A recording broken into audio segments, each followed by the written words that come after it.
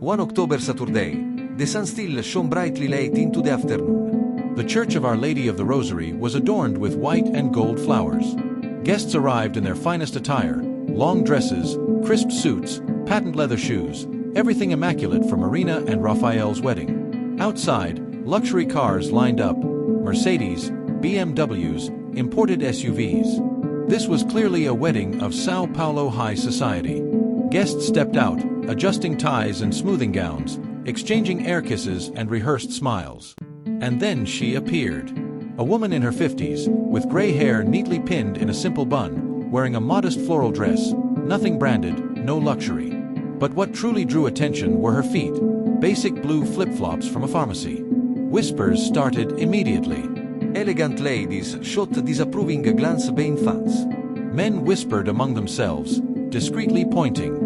One guest commented loudly enough to be heard, "What a disrespect to the couple!" The woman in flip-flops seemed oblivious, or simply didn't care. She walked with her head held high, carrying a crumpled plastic bag that clashed starkly with designer handbags around her. Inside the church, the drama continued.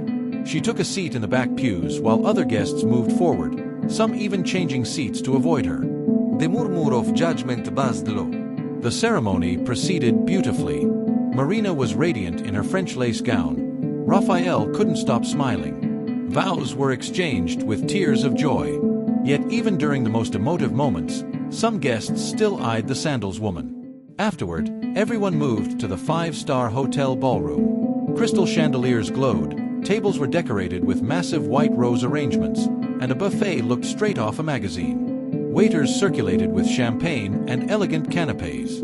The sandals woman entered and headed straight to the gift table. Guests placed lavishly wrapped boxes there, some with oversized golden bows. When her turn came, she simply placed her crumpled plastic bag on the table. The young attendant shot her a look of disdain, almost disgust. He picked the bag up only by the fingertips and shunted it under the table, as if hiding it from the elegant gifts. During the party, the scene grew more uncomfortable. She sat alone at a side table, while others clearly avoided her. No one spoke to her or included her in conversations. She ate quietly, watching the festivity around her. At one point, Marina noticed. The bride, still in her flawless dress, approached her. "Thank you for coming," said Marina, genuinely moved. "It means so much to me that you're here." The sandals woman smiled for the first time and replied softly, "I wouldn't miss your wedding for anything in the world, my dear." Marina stepped away to greet other guests, but that moment didn't go unnoticed. Whispers began. Who was that woman? The warmth with which Marina spoke showed she wasn't a stranger. Then came the revelation during the speeches. Marina took the microphone, tears in her eyes, and began thanking the important people in the room. Parents, in-laws, dear friends. And then she said, "I want to give a very special thank you to someone here who is the reason I'm here today. Many of you may not know her, but she is the most important person in my life." The ballroom went utterly silent.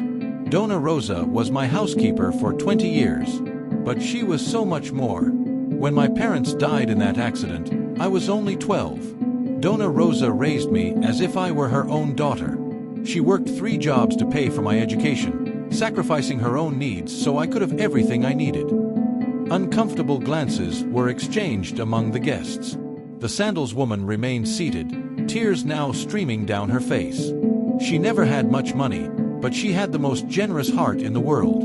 She is my mother in my heart, and I would be nothing without her. Marina paused, wiped her tears, and continued, "Now I'd like to open the gifts, because I know you all brought beautiful things for Raphael and me to start our life together."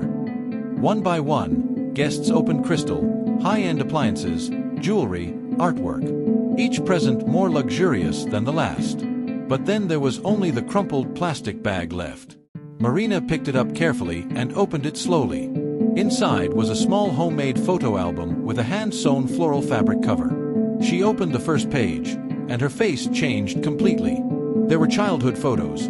Marina doing homework in the kitchen as Donna Rosa cooked. Marina sleeping in Donna Rosa's lap with a fever. Marina graduating high school with Donna Rosa applauding in the audience. Marina's university graduation, embracing Donna Rosa. Each page told a story, plus handwritten notes. Marina learning to ride a bicycle, 1995. First day of school, she was so nervous. Law school graduation, the happiest day of my life was seeing you achieve your dream. Marina lived through the album with trembling hands, crying freely. On the last page was a handwritten letter. My beloved Marina, these photos tell the most beautiful story of my life. How a little girl became the wonderful woman you are today. Every moment by your side was a gift. Seeing you happy today is the greatest reward I could ever have. May God bless your marriage. May you be as happy as you made me all those years. With all my love, your Mother Rosa. The room fell completely silent. Marina couldn't speak. She just clutched the album to her chest and cried. Raphael came over, also emotional, and together they approached where Donna Rosa sat. Marina knelt beside her chair and hugged her as a child embraces her mother after a nightmare. "Thank you, Mother," she whispered between sobs. "Thank you for everything." Donna Rosa gently stroked Marina's hair as she had done when she was little. "You are my daughter in my heart," she said softly. "You always will be." And in that moment, something shifted in the ballroom. The guests who had judged and whispered now felt small in the presence of such love. Some cried openly, others bowed their heads in shame. An elegant lady approached Donna Rosa and, voice trembling, offered apologies for the guests' behavior. Others followed.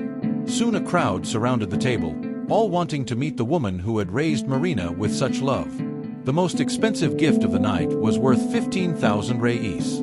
Donna Rosa's gift hadn't cost 50, but it was the only one that carried a story of unconditional love, sacrifice, and devotion. The only gift that showed true value isn't found in price, but in the heart of the giver. Donna Rosa may have arrived in flip-flops, but she left honored as the most elegant person at the celebration. Because true elegance can't be bought, it comes from character, love, and the power to change lives.